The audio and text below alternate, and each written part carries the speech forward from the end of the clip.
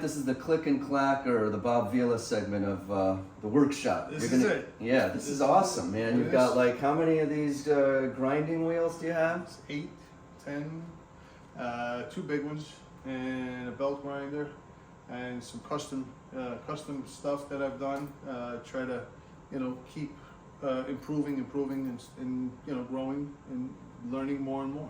So you're gonna show us something in action, maybe a basic maintenance of Sure. of grinding, or Yeah. okay. It's real easy. Yeah, I think I'm gonna shadow cam you, so we'll Okay. do that next. You All right, start sir. on a station. All right, let's go. Okay. Start off with some of the parts, because the parts. This is just a different selection of nipper screws for all different types of nippers. Amazing. Okay, and then You gotta pick those up with some of your forceps, huh? yeah, You got I do. nimble fingers. And then of course we have more, because one bucket isn't enough. And some of these things are for hairdressing scissors. They're a little bit mixed in here, but I have also everything is marked what it is. Mark of a good technician is he's got good organization. That's great. Different types of nail splitter springs, from small to big. Now you mentioned you'll reinforce the springs. I think you did that with some of mine. You put in a couple small screws to reinforce them. Well, in one of yours, you didn't have any springs. He had a special nail cutter that had no springs, or the spring broke, and so what we had to do is re-drill it and put a spring and put 2 springs in it, so that you could actually work with it, because otherwise it was Yeah, you do all kinds of custom stuff when needed. always doing custom stuff. We could make springs. We have everything from barrel springs to extremely large springs. Barrel springs, all different, and I have different size barrel springs too, because not everybody takes the same size. These are double action screws for the sides of in the front and the back of the double actions. So everything has a place, everything has a purpose. There's a million parts here, and this helps me, fix the instruments as they come in, and a lot of them come in. Now you're gonna do a little sharpening 101 for us. I have a really basic question for you first. What is your answer to why don't I just use a grinding stone? How can we screw up our instruments if we use that approach? Obviously, we don't have the precision of the angle, the experience, but tell us a little bit about that.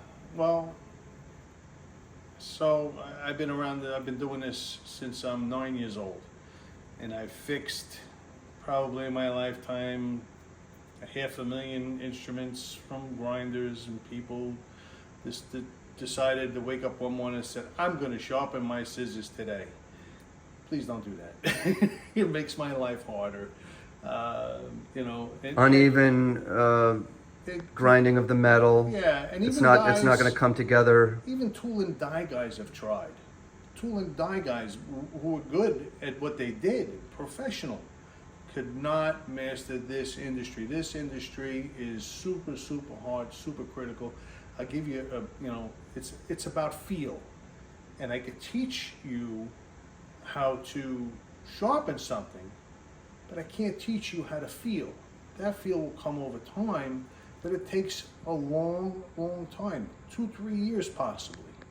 It's kind of like the learning curve for learning diagnostic ultrasound, because you have a probe, everybody knows anatomy, but it's the feel of the pressure up against the tissue, and then recognizing how far you're pushing. How far you're pushing, and recognizing visually where you are as to that touch. Feel is so important, and some people have a great feel for things, some people don't. But this is something that's acquired over many times of doing it every single day. It's not something that's going to, just happen overnight. Let's chop it up. So you got something that you can show us, just an example of your basic sharpen? Or? This one here has been sharpened many times. Probably, I would say probably around 8 or 9 times. You can see the difference between the sizes of the blades, and yeah, this one still hasn't been sharpened, And you can see how it's kind of overlapped. You know, they're loose. Can you give us a sample of? And this one here, the spring is broken. So what we're going to do is we're going to take this one here, and this one's a little bit sticky. It doesn't quite work well.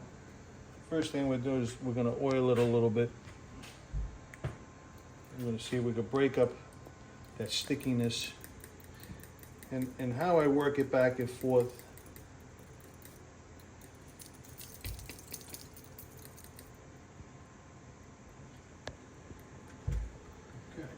You're like the Bob Vila of podiatry instruments. Well, just Tom. you know, just that alone makes a huge difference. And I showed you this earlier. This one. This was the one that was sticky. And you can see now it's not sticky anymore. It's Beautiful. Actually, you know, it opens and closes a little bit, so I'm going to push them down a little bit. Those springs. I don't like anything that's too hard because you guys have to work with this all day long. So anything that's too hard in your hand, you know, puts more pressure on you during the course of the day. And now that I loosened it up real nice, you know, she'll work just fine like that. Now, usually you're doing this late at night or early in the morning, No, listening to music or what? well, mostly. That's why I got rubber on the floors. This way it doesn't destroy the points. Most of the time, service is done Tuesday morning. The best light is in the morning for me here. Every place is different. At night, there is no light, so I don't do this type of work, which you're going to see at night. I do scissors at night, other things, but not nail cutters, not nippers. Can't do it at night. I could do the shaping of them, which I do a lot of shaping of them, you know, when I make them. So I could do processes prior to sharpening and setting them up and shape, you know, and the real fine work that I need the outside light. And we're going to show you that right now. Okay. Let's go to this.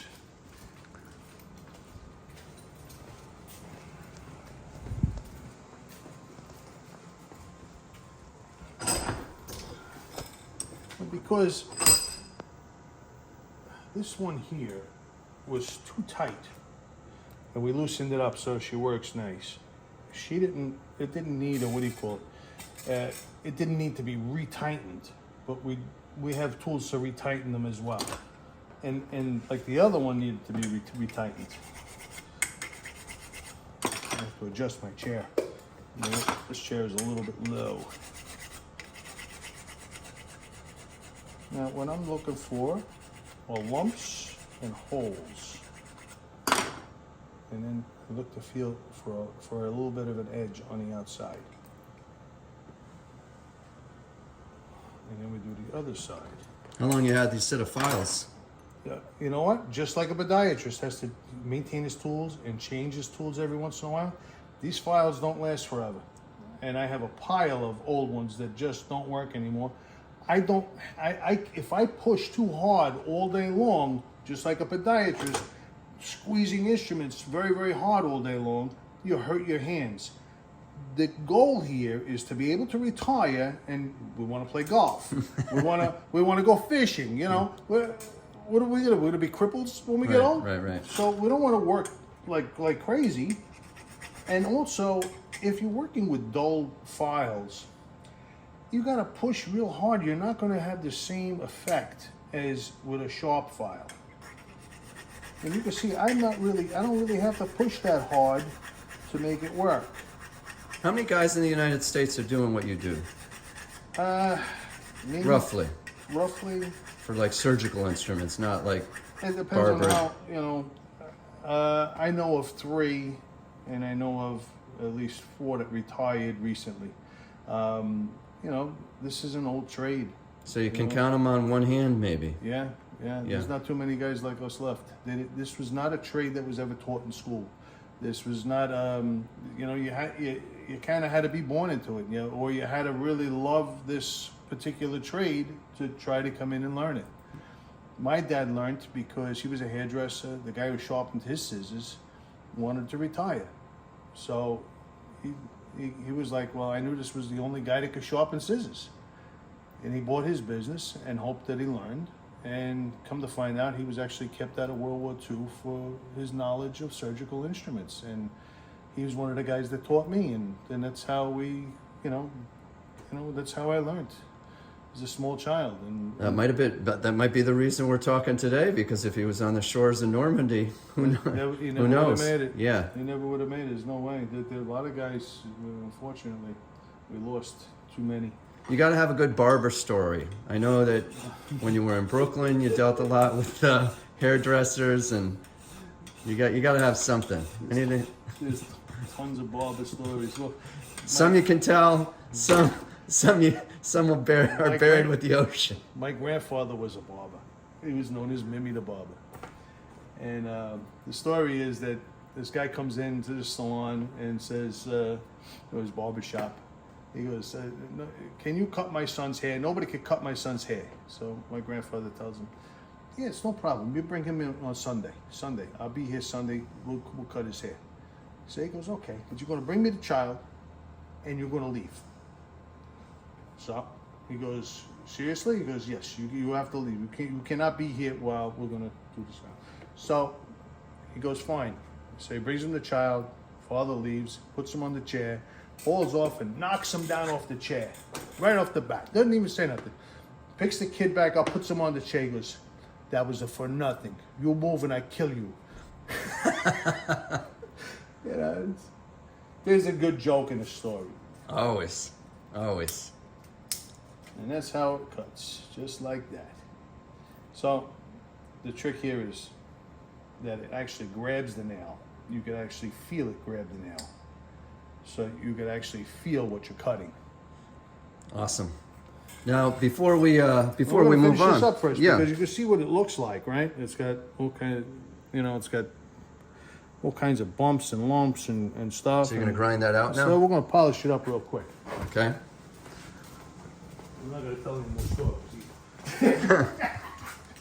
Don't want to get you in trouble. My grandfather can't get you now. See the sparks coming off. You're literally at the grindstone. All day long. My entire life. Now, when people want to reach out to you, you're pretty good with being available. How do they contact you? You can Yeah. see how this is beautiful. how I reshaped it, and, Yeah. and made it, even again.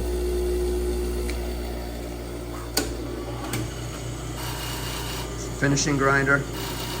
Yes, everything has a different grit to it as we work our way down.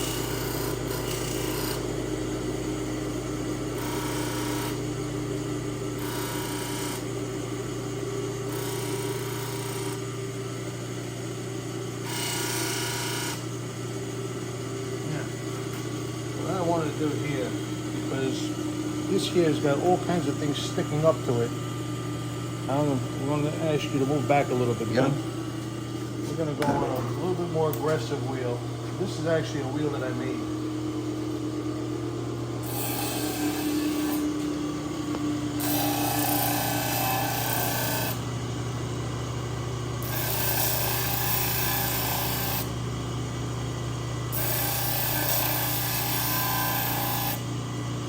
I got a little sticky because it's getting hot.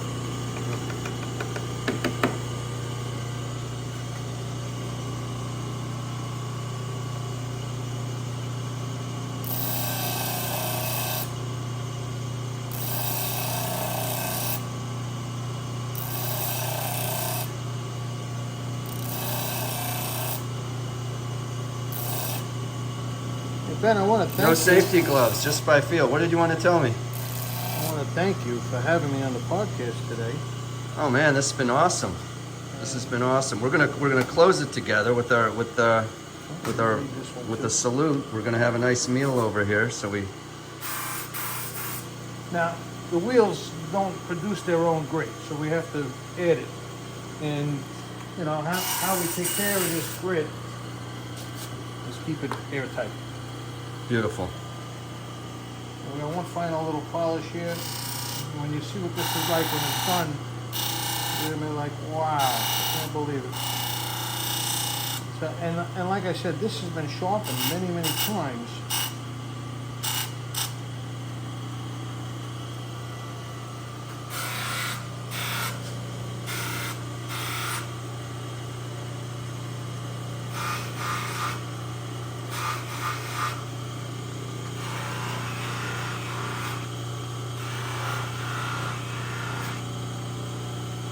And then a lot of times, if it's really bad on the inside, we'll even do the inside. Back of the springs. This is all fine. This one's not too bad at all. All right, so before we do our close, can I give that a little test ride? We'll switch the camera up and I'll Sure. try working it on my own little thumbnail here. Sure. Yeah, let's just turn it around and let me look at your good work here. Let's see, so I got a little shit. Yeah, yeah. Oh, yeah. Now, the first thing I'm going to tell you is you cut the nail incorrectly. All right. Work with the point.